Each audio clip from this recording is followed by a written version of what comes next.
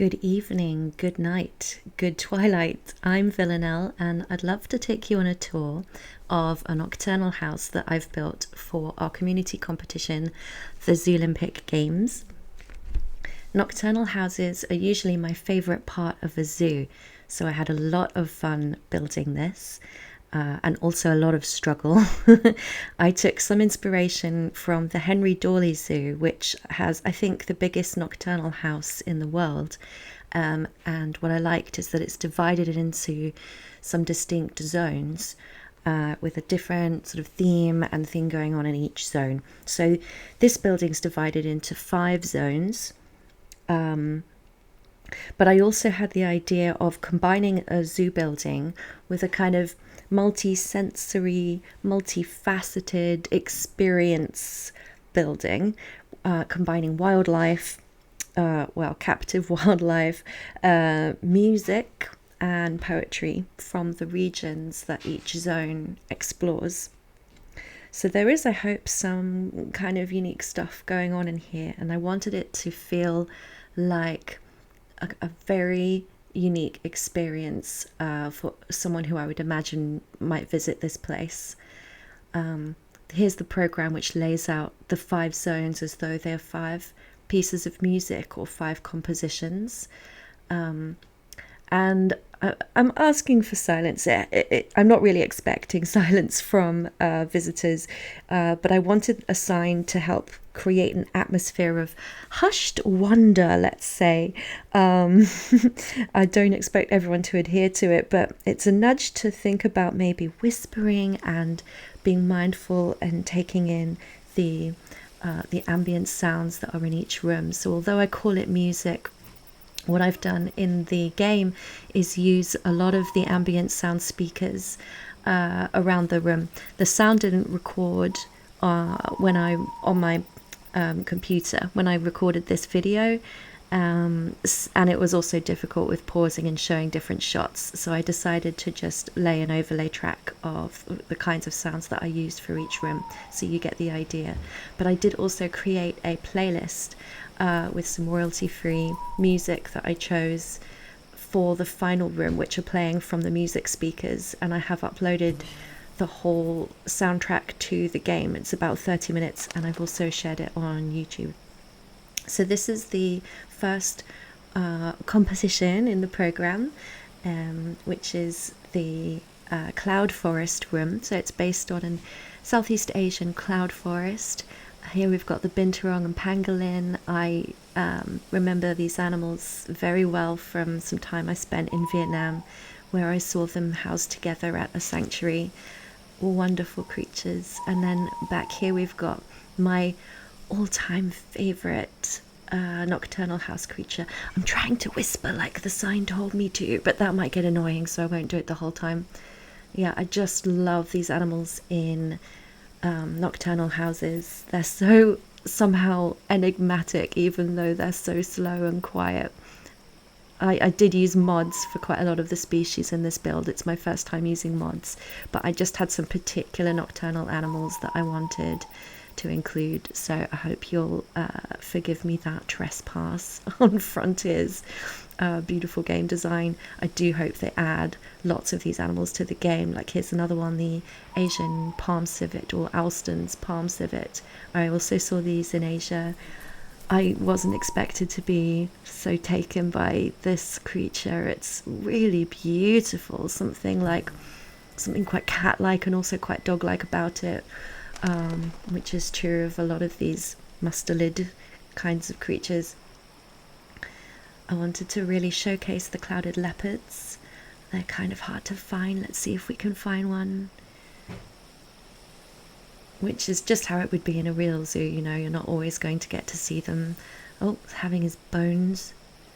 They've got a den at the back of their enclosure with some backroom off-scene space.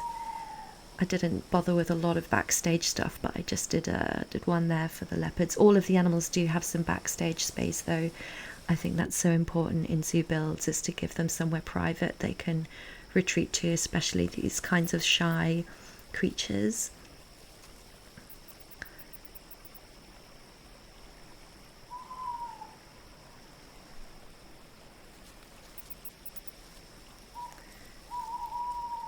So that's the leopards and a little info sign about cat vision, which is really cool.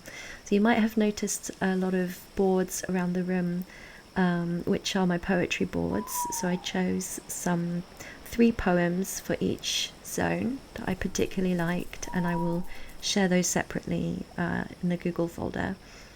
We're heading into the Americas. That is not a blueprint. I did want to create a inclusive toilet sign because we have really terrible toilet signs in the game. So I made that from scratch.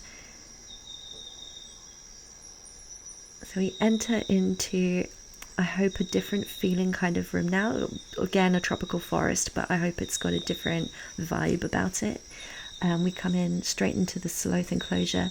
This room was largely inspired by the rainforest house at London Zoo, which is connected to the Nocturnal house. And it's an indoor nocturnal rainforest where they have sloths, southern tamandua, a few species of small monkey from South America.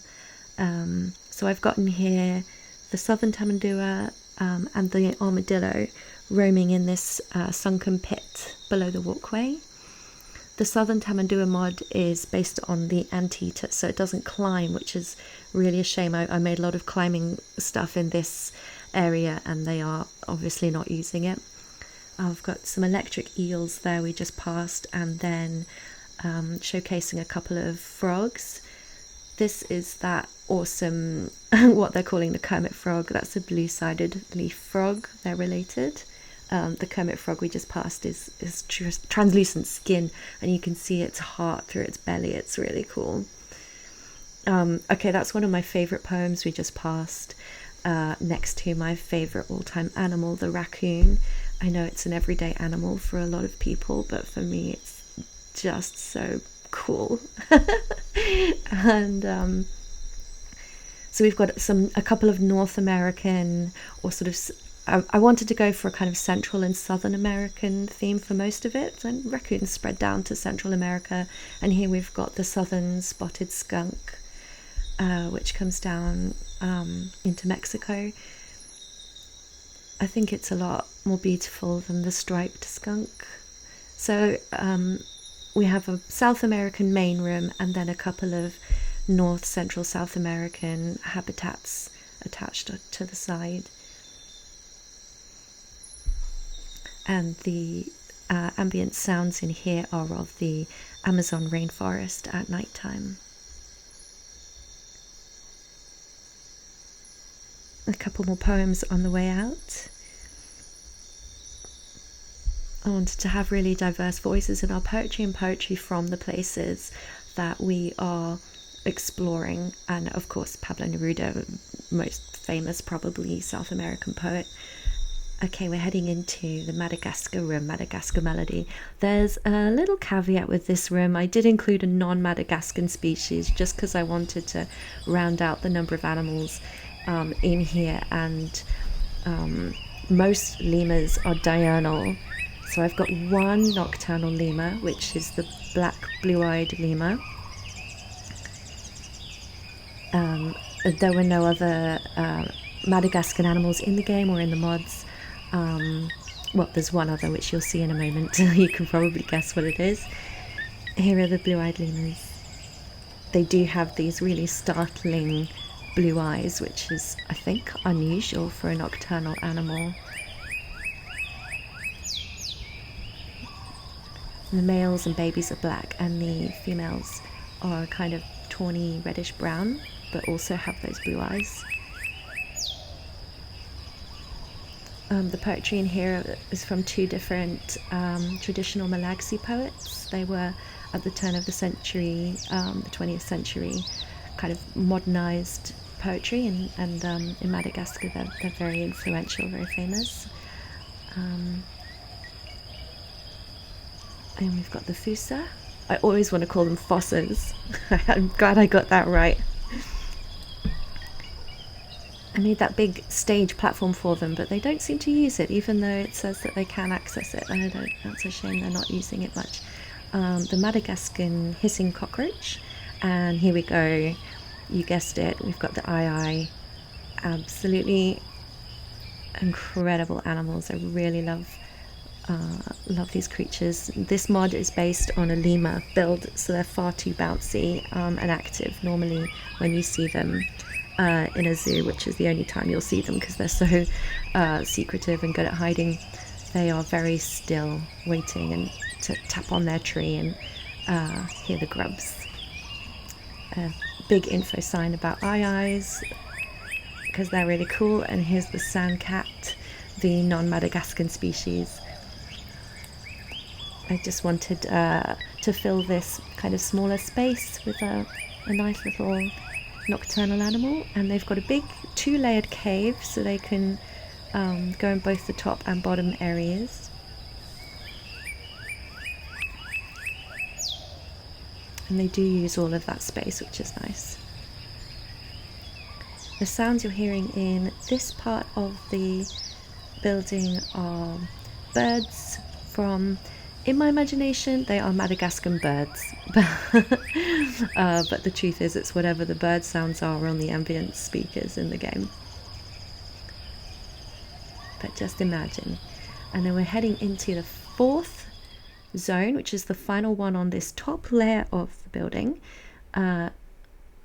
Eucalyptus etude, so you can guess this is Australia and New Zealand. And I wanted to give the sense of a billabong at nighttime. So you come out and straight away you're overlooking the platypus. I wanted as few barriers between you and the animals as possible. So wherever possible, I've used natural barriers and open habitats. The poetry in here is all from First Nations women, modern day, contemporary, and I think it's all really cool. Have a read afterwards if you get the chance. These are quolls. These are tiger quolls. Quolls are very similar to Tasmanian devils, but they're not devils. They are small carnivorous marsupials from Australia and New Guinea.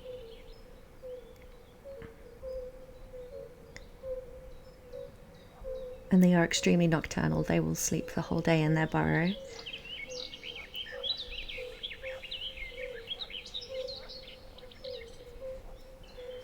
And the beautiful silvery trees throughout here are gum trees. And then we head into a cave, just because I really wanted a bat cave somewhere in the in the nocturnal house. It's not even really appropriate for this animal. The black flying fox would really live in a forest, but they can come in and out.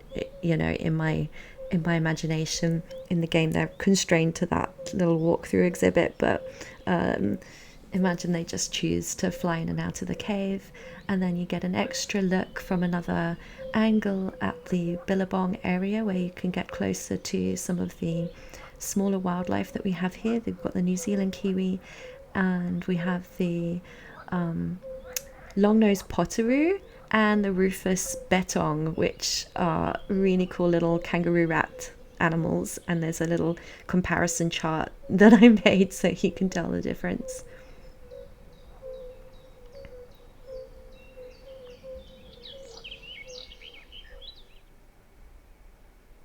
Okay, we're heading into the final zone, and this one's a little bit different, as you'll see in a minute. I wanted this to be a real moment.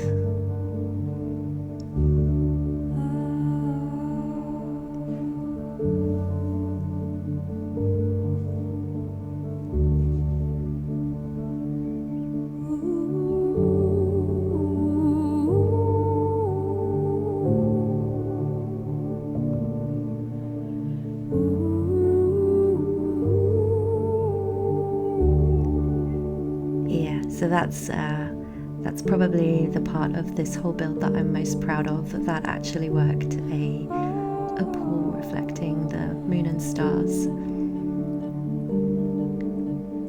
So you'll notice something very strange going on here, which is that we seem to have aquariums. Well, not quite, but there's an amazing mod pack. That's actually an exhibit animal, the blue dragon. But a lot of the most of the pieces in here are from a mod pack called Aquaria, which which is brand new, and it's in beta, but it seems to be working really well. And it's and then a few mods of some swimming fish as well. But the mod pack is just static pieces, not animals, so they don't move. So apart from those a couple of those big aquariums, they don't move. But I just love moon jellies. I couldn't resist when I saw that in Nexus. I just had to somehow get that in, and they actually partly inspired this whole room.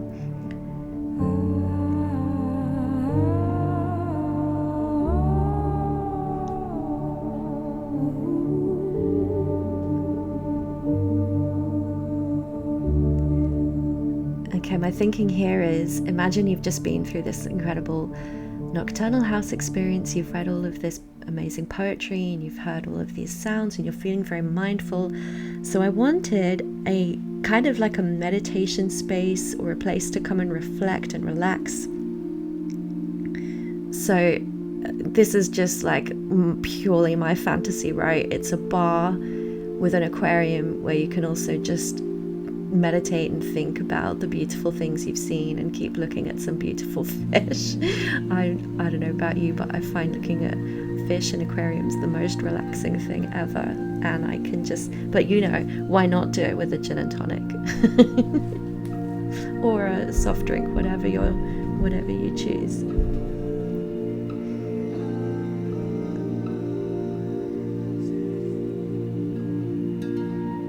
There's some triggerfish in there, or the models of some triggerfish.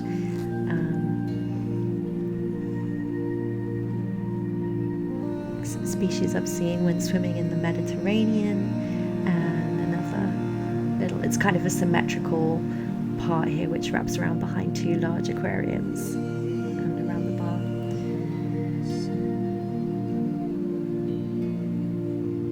So as we exit past the unfinished gift shop, I will leave you to your thoughts. Enjoy the rest of your day.